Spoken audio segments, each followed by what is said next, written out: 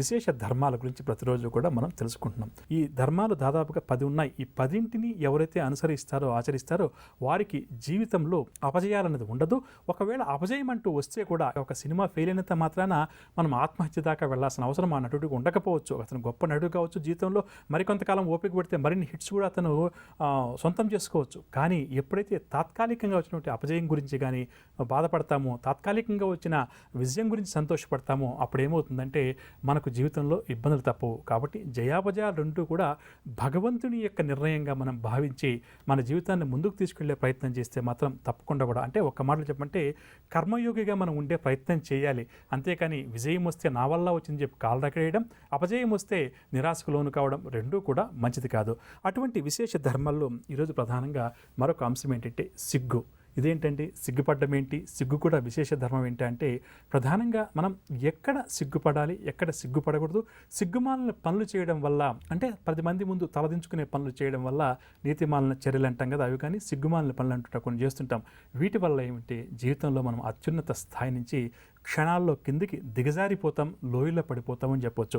అదేవిధంగా కొంతమంది వ్యక్తులను మనం పరిశీలన చేస్తే ప్రతి విషయంలో కూడా అన్నిటికీ సిగ్గు, బిడియం, సంకోచం, సందేహాలు అంటాం కదా, ఇవన్నీ కూడా అధికంగా ఉంటాయని చెప్పొచ్చు, అనవసరంగా ఉంటాయని చెప్పొచ్చు. దీనివల్ల కూడా ఏంటంటే జీవితంలో ఈ సిగ్గు అనేది ఏదైతే ఉందో దాన్ని మనం జాగ్రత్తగా కాపాడుకోకపోతే, రక్షించకపోతే, అంటే ఎక్కడ సిగ్గుపడాలి, ఎక్కడ సిగ్గుపడకూడదు, ఎక్కడ మనం ఎప్పుడైతే తప్పులు పొరపాట్లు చేస్తామో అప్పుడు కుటుంబ సభ్యులకు కూడా మనం మొహం చూపించలేము. అంటే సిగ్గుమాలిన పనులు చేస్తున్నామని చెప్పి అంటుంటాం మామూలుగా.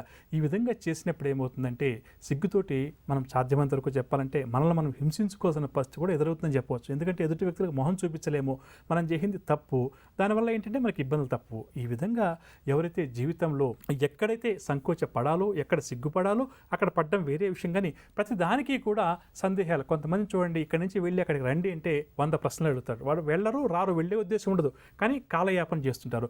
కొంతమంది నిజంగా ఎక్కడైతే జాగ్రత్తగా ఉండాలో అక్కడ జాగ్రత్తగా ఉండరు, ఎక్కడైతే జాగ్రత్తగా ఉండకూడదో అక్కడ జాగ్రత్తగా ఉండే ప్రయత్నం చేస్తుంటారు. కాబట్టి ప్రతి దాన్ని అనుమానించడం, ప్రతి దానికి సిగ్గుపడడం, ప్రతి దానికి సంకోచించడం. ఇంటర్వ్యూకి వెళ్ళాలి అంటే చక్కగా బీటెక్ 70 మార్కులు 80 మార్కులతో పాస్ అయిన విద్యార్థికి కూడా ఎన్నో అనుమానాలు. ఇంటర్వ్యూలో ఆఫీసర్ ఏమడుగుతారో, నేనేం సమాధానం చెప్తాను, ఈ ఉద్యోగం నాకు వస్తుందో రాదో.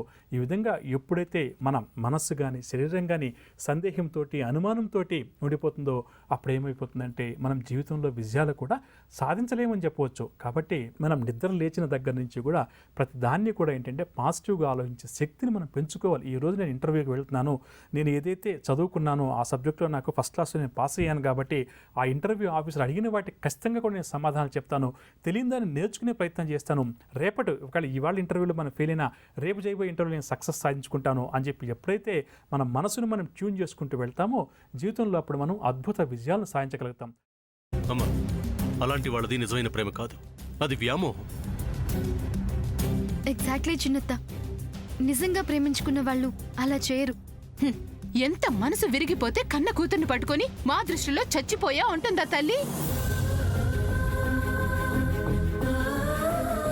అది సరే అమ్మా, తన కూతురుతో తన మాట అనేటప్పుడు ఆమె మాటల్లో వ్యథ, కళ్ళల్లో బాధ గమనించావమ్మా? పెద్దబాబుకు బర్త్డే విషెస్ చెప్పు కూడా వెళ్ళాం కదా. ఊరికే ఎలా కాలిపోతుంది? మంట పెడితేనో పడితేనో తగలబడుతుంది.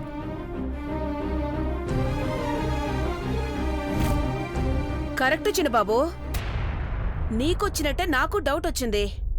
పార్వతే షర్టును తగలబెట్టిందనుకుంటా.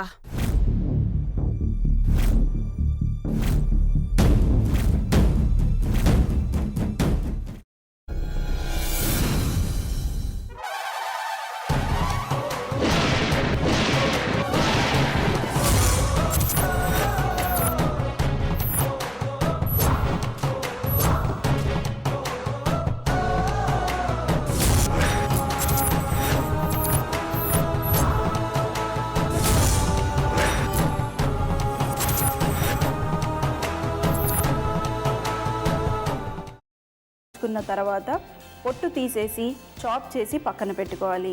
ఒక ప్యాన్లో కొద్దిగా నూనె వేడి చేసి అందులో ఆవాలు, మినప్పప్పు, శనగపప్పు, కరివేపాకు, సన్నగా తరిగి పెట్టుకున్న ఉల్లిపాయలు వేసుకుని 1 నిమిషం పాటు వేయించుకోవాలి. ఆ తర్వాత కాల్చి కట్ చేసి పెట్టుకున్న వంకాయని కూడా అందులో వేసుకుని బాగా మిక్స్ చేసి బౌల్లోకి ట్రాన్స్ఫర్ చేసుకుని అందులో తగినంత చిక్కటి పెరుగు లేదా పల్చటి పెరుగు వేసుకుని మిక్స్ చేసి అన్నంతో కానివ్వండి, చపాతీతో కానివ్వండి సర్వ్ చేసినా చాలా బాగుంటుంది.